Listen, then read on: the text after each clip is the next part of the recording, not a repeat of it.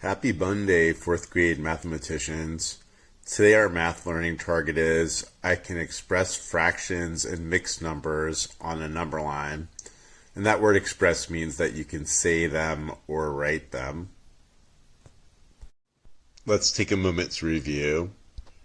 Remember that fractions are parts of a whole, and that when the numerator is less than the denominator, a fraction is less than 1 or less than 1 whole. So if you look at 1/4, you can see that the 4 in the denominator tells us we have a whole broken into 4 equal parts, and the numerator 1 tells us we have one of those parts. So we have 1/4 of a whole.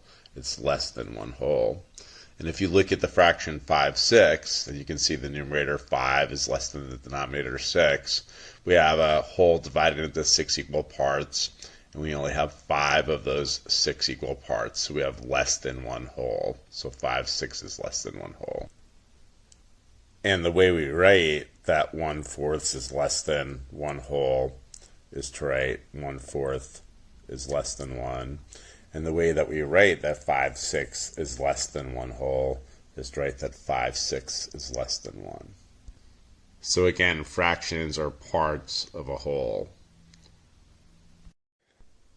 And let's also remember that a mixed number is a mixed whole number and fraction. So one example of a mixed number is 1 2/3. The whole number part of that mixed number is 1, and then the fraction part of that whole number is 2/3. So we're mixing together a whole number and a fraction. That's why we call it a mixed number. And so for 1 2/3, we can see that modeled here. You have 1 whole, then you have another 2/3, which represents 1 2/3. Mixed numbers are always greater than 1 because you're always going to have at least 1 whole and then an additional fractional part. So 2 2/4 is also a mixed number. You have 2 wholes mixed with a fraction 2/4. And so we call it a mixed number. And here's a model that represents 2 2/4. You can see the 2 wholes, and then all the way on the right, the 2/4. And you can clearly see that that's greater than 1, right? So we have the 1 whole already on the left, and then we have an additional whole and an additional 2/4. So all mixed numbers are greater than 1. So for 1 2/3, the way we would express that's greater than 1 is to write 1 2/3 is greater than 1. And for 2 2/4, the way we would express that's greater than 1 is to write that 2 2/4 is greater than 1. Next, let's remember that when we have a fraction where the numerator is greater than the denominator, it's really just a mixed number expressed a different way. So 10/4 is equivalent to a mixed number. Whenever the numerator is greater than the denominator, we're going to have a number that's greater than 1.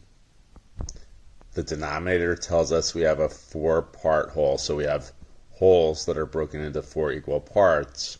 And then the numerator, 10, tells us that we have 10 of those parts. So here we're going to have to create more than one model divided or broken into 4 equal parts. And you see when we do that, in order to be able to show that we have 10 parts, we have to create 3 models, each broken into 4 equal parts.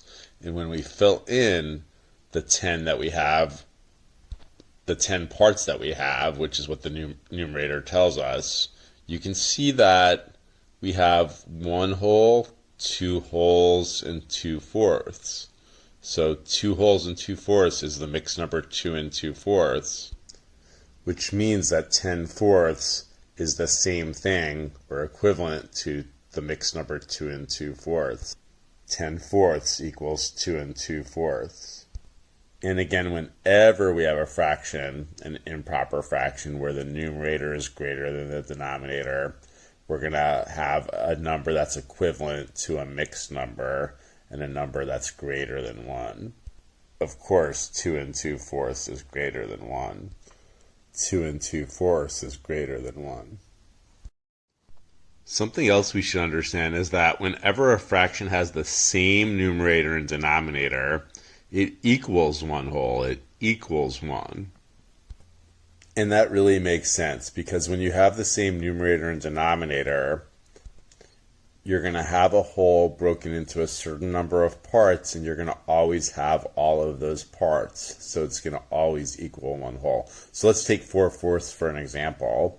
The 4 in the denominator tells us we have a whole broken into 4 equal parts, and the numerator tells us we have all 4 of those parts. So because of that, we have one whole. We have all 4 of the 4 equal parts. So 4/4 equals 1, or 4/4 equals one whole. And again, the rule is always that if you have the same numerator and denominator, you're going to have a fraction that's equivalent to one whole. So here's 8/8. The 8 in the denominator tells us that the whole is broken into 8 equal parts, and the 8 in the numerator tells us that we have all 8 of those equal parts.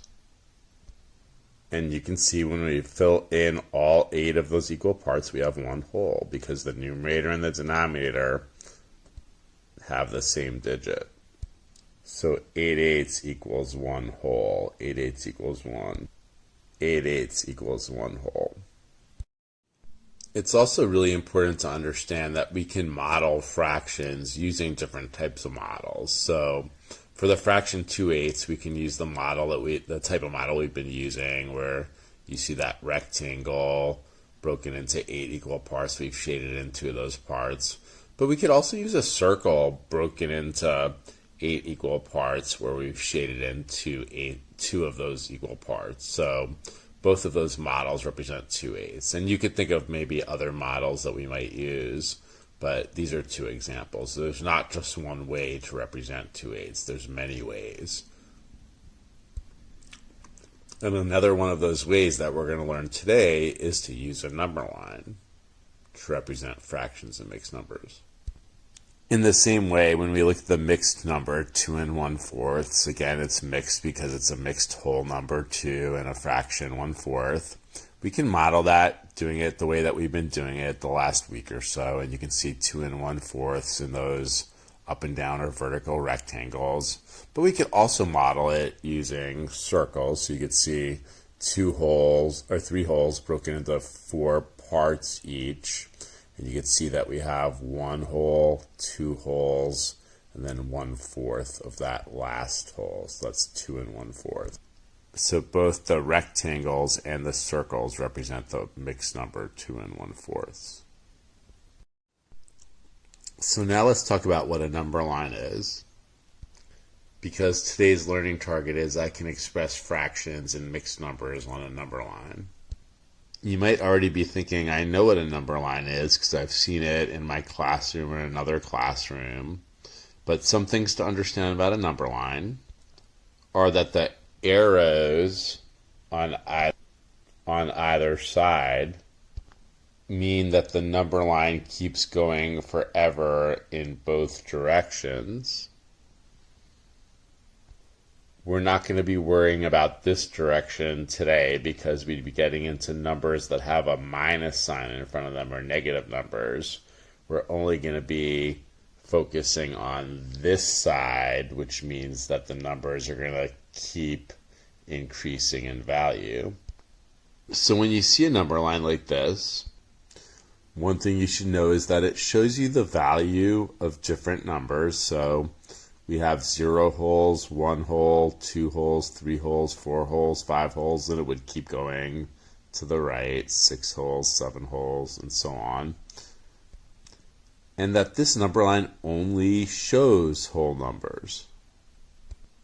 But our learning target doesn't say I can express whole numbers on a number line. It says I can express fractions and mixed numbers on a number line. So we're going to be looking at examples of number lines where they show fractions and mixed numbers, not just whole numbers, unlike this number line that only shows whole numbers. So take a look at this number line. Some things I want you to notice about it. It's up and down or vertical, and that's what we're going to use today, are vertical number lines.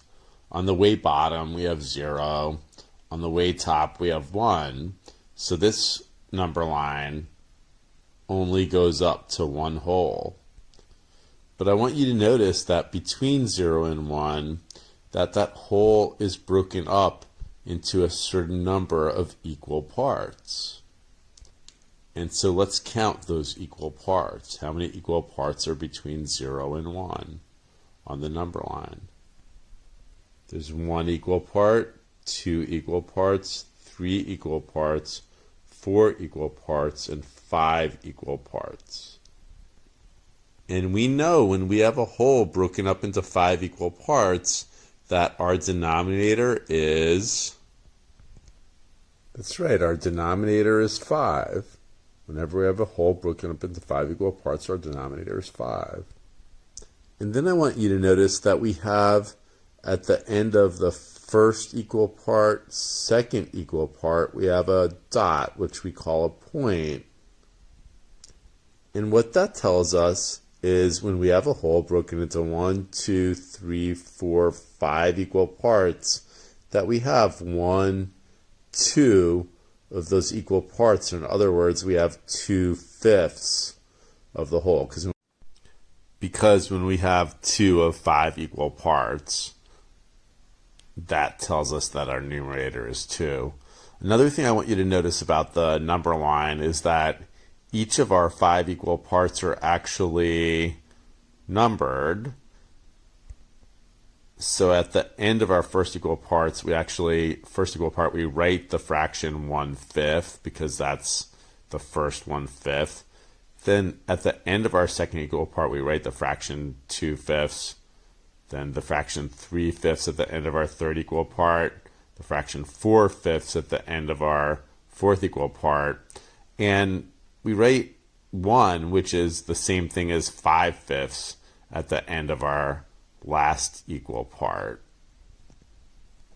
So one big difference between a model that, like the type of model we've been using, and a number line is that we actually write the value of each part at the end of each equal part.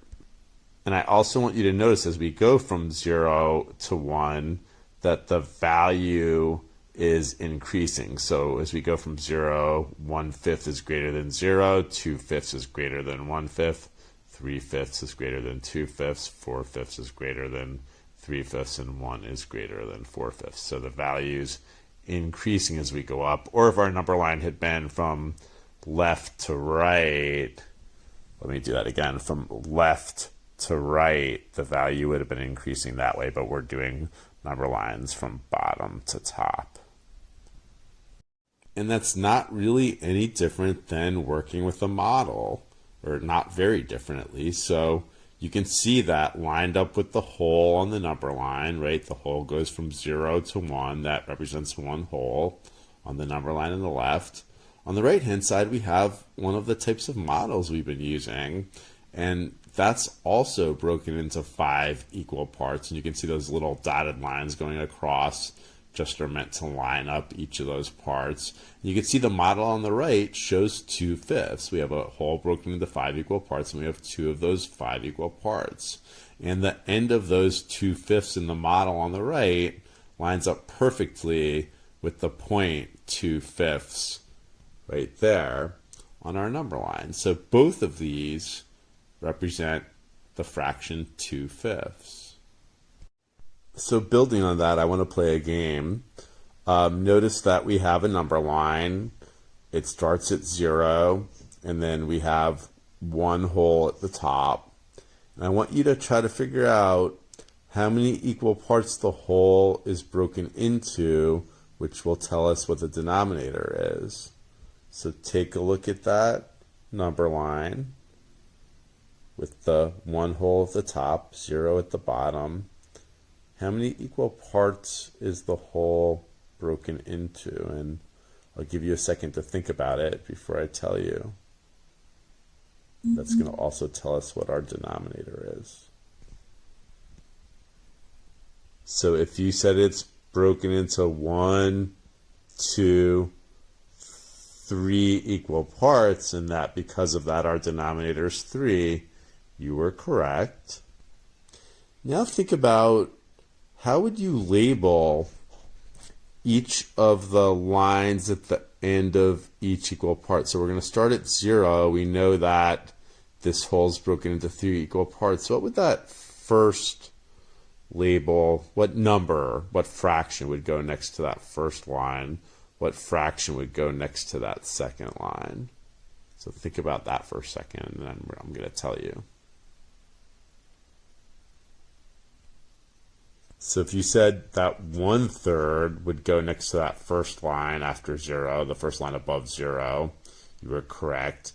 And then knowing that the value keeps going up, if you said 2/3 goes next to that next line above 1/3, you were correct. And then we get to 1 whole, which is the greater number. It's greater than 2/3. So we go from the least value, 0, and then we go up in value to 1/3, 2/3, 3/3, which makes sense because our whole is broken into 3 equal parts.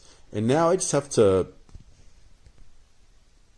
put a point somewhere on the number line to let us know what value this number line represents, what fraction this number line represents.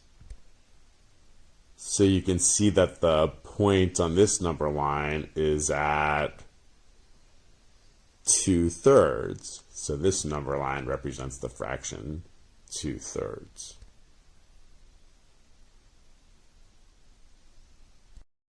So let's play the same game with this number line. You can see way at the bottom we have the number 0. And way at the top we have the number 1, which represents 1 whole. So between 0 and 1, that means we have a whole broken into a certain number of parts.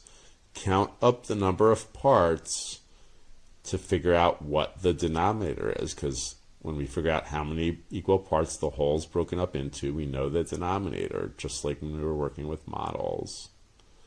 You can go ahead and pause the video and count them up and see if you could tell me what the denominator is. So if you said that this whole is broken up into 6 equal parts and that the denominator is 6, you were correct. And then also notice that for each part, if you look at what we wrote on, or what I wrote on the left-hand side of the number line, we have a denominator of 6 because the whole is broken into sixths, or into 6 equal parts. So I wonder if you can figure out above the 0 what the numerator would be for that first sixth, for that first equal part. And if you said 1/6, you're correct. What I'm going to do now is I'm going to go ahead and put a point somewhere on the number line to see what fraction the number line represents. Then we're going to see if we can finish filling in the rest of the fractions on the left-hand side of the number line. So there's the point. Now we have to figure out on the left-hand side, I see 0, 1/6. What's going to come next? What's going to go after that next to the point? What's going to go after that or above that? So think about what you'd fill in the numerators of the rest of those fractions. 1/6.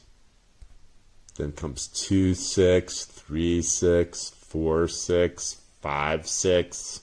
6/6, which is the same thing as 1 whole, because remember when you have the same numerator and denominator, 6/6, that equals 1 whole. And I see that the point is on the, or next to the 3/6. So this model, this number line, represents the fraction 3/6. So now I want you to try this one on your own before we go over it. So notice again at the bottom of the number line we have the number 0. At the top we have 1 or 1 whole. So see if you can figure out how many equal parts that our whole is broken into. Figure out the denominator. Once you know the denominator, see if you can write the fractions on the left-hand side of the number line. So in other words, label each one of those lines that are going across between 0 and 1. And then notice where the point is and express that point as a fraction, because that number line tells us that it represents a fraction where that point is on the number line. So go ahead, pause the video, take a look at it. You can write it yourself and follow the steps I just mentioned and see if you could identify or write what fraction this number line represents. So hopefully you notice that the whole was broken into 5 equal parts, and then you labeled that first part above 0 as 1/5, the second part is 2/5, 3/5, 4/5, and then since the point was at the part of the number line that we labeled 4/5, because it's the end of the fourth of 5 parts, then this point on the number line represents the fraction 4/5. And let's try it one more time before we move into mixed numbers. So notice that again, this number line represents 1 whole. So try to figure out how many equal parts the whole's broken into. That'll be your denominator. Try to label on the left-hand side those lines going across between 0 and 1. Then I'm going to put a point on there now. There it is. So try to figure out what fraction this number line represents and express that fraction in writing. Go ahead, pause the video and try it.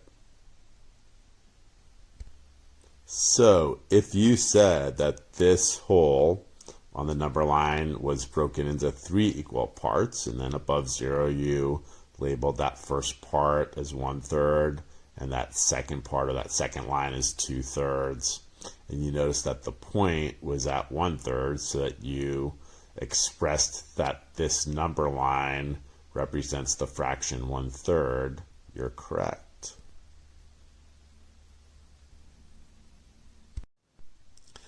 So now we're going to move into mixed numbers, and one thing I want you to notice is that this number line, if you look at the numbers on the left, we have 0, then we have 1 whole, 2 wholes, 3 wholes, and that each of the wholes is broken into a certain number of parts. So if we look at 0 to 1, that whole, how many equal parts is it broken into? I count 1, 2, 3. So that tells me that our denominator is going to be 3.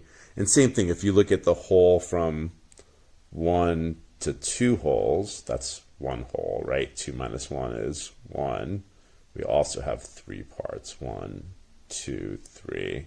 And just finally, if you look at from 2 to 3 wholes, and 3 minus 2 is 1, so that's 1 whole. It's broken into 1, 2, 3 equal parts. So I know that our denominator in any fraction or fractional part is going to be 3, because each whole is broken into 3 equal parts. And I'll bet if we just look from 0 to 1 that you could kind of easily tell me if the whole's broken into 3 equal parts, how we would label those two lines that don't have labels next to them between 0 and 1. And yeah, since the whole is broken into 3 equal parts, we would label them as 1/3 and 2/3. So we have 0 going up in value, 0, 1/3, 2/3, and then 3/3 are 1 whole. So after that, we should notice a pattern. So if we look above the 1 whole, there's 2 blank lines going across before the second whole. And again, from 1 whole to 2 wholes, that whole's broken into 3 equal parts too. So let me show you what would go there. So far we have 0, 1/3, 2/3, 1. Then you'll notice after 1, above 1, it goes to 1 and 1/3, 1 and 2/3, and then to 2. So we're going to count that all over again, because I want you to notice the pattern. we keep having like 1/3, 2/3, then we have 1 1/3, 1 2/3 before we get to our holes. So I'm counting up right now: 0, 1/3, 2/3, 1, 1 1/3, 1 2/3, 2. Wonder what comes next. So that same pattern repeats. After 2, we have 2 1/3, 2 2/3, and then 3 holes, or 3. So now I've put a point on that number line. You can see it's next to 2 1/3. So this number line represents the fraction 2 1/3. So on this number line also, notice that we're not just dealing with one hole. We have up to 2 holes, but we still want to figure out how many equal parts each hole is broken into, so we could figure out our denominator. And the hole from 0 to 1 that we just looked at, and this hole from 1 to 2 that we're looking at now, are going to be broken into the same number of equal parts. So that's going to tell us our denominator. And then after we know our denominator, we can go ahead and start labeling the fractional parts between 0 and 1 whole. And then the mixed numbers between 1 and 2, because as soon as we get above that 1 whole, we're dealing with mixed numbers. So why don't you go ahead, pause the video, take a look at this, use the same strategies we've been using, figure out the denominator, label each of those lines going across between 0 and 1 and 1 and 2. I'm going to put a point on it before I ask you to pause it. And then I want you to go ahead and try to express what fraction, or actually what mixed number in this case, this number line represents. So go ahead, pause the video, count the number of parts in each hole, and label each part and identify where that point is, what mixed number that point represents.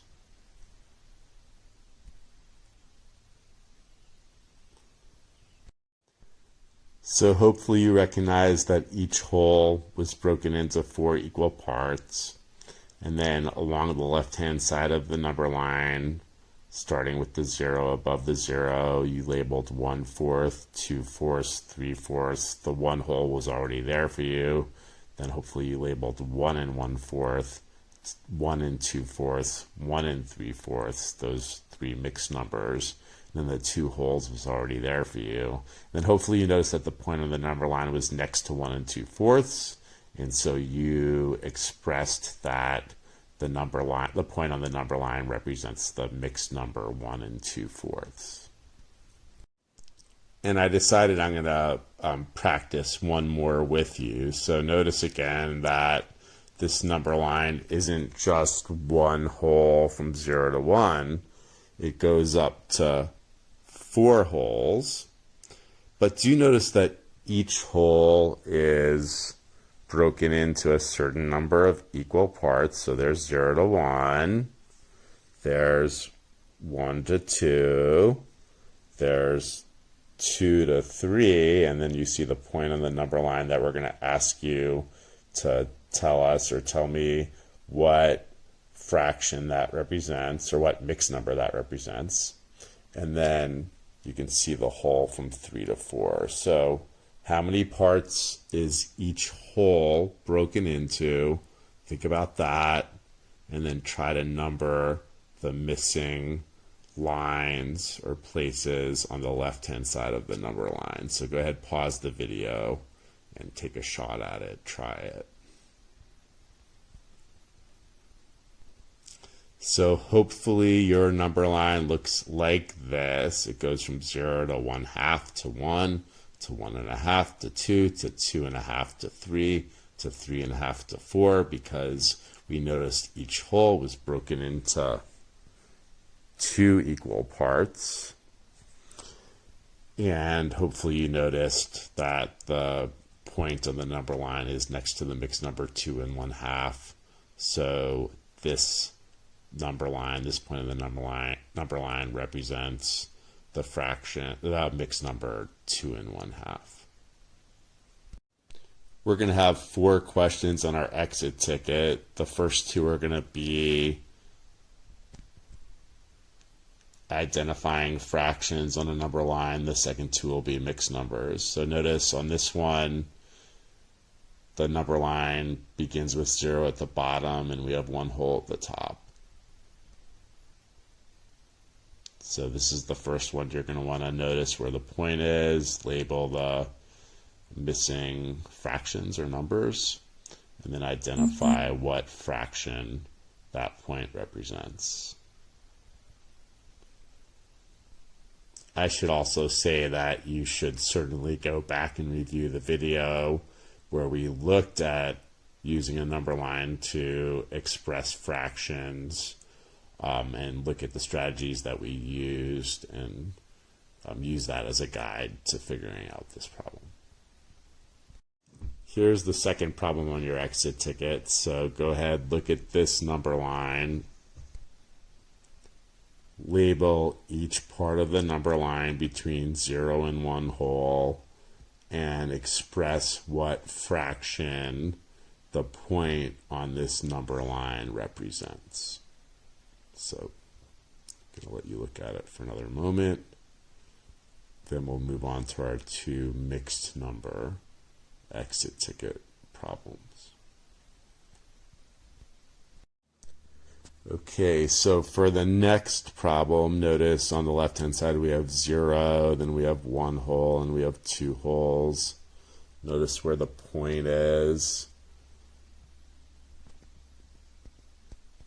So fill in the missing information on the number line, and then express what mixed number the point on the number line represents.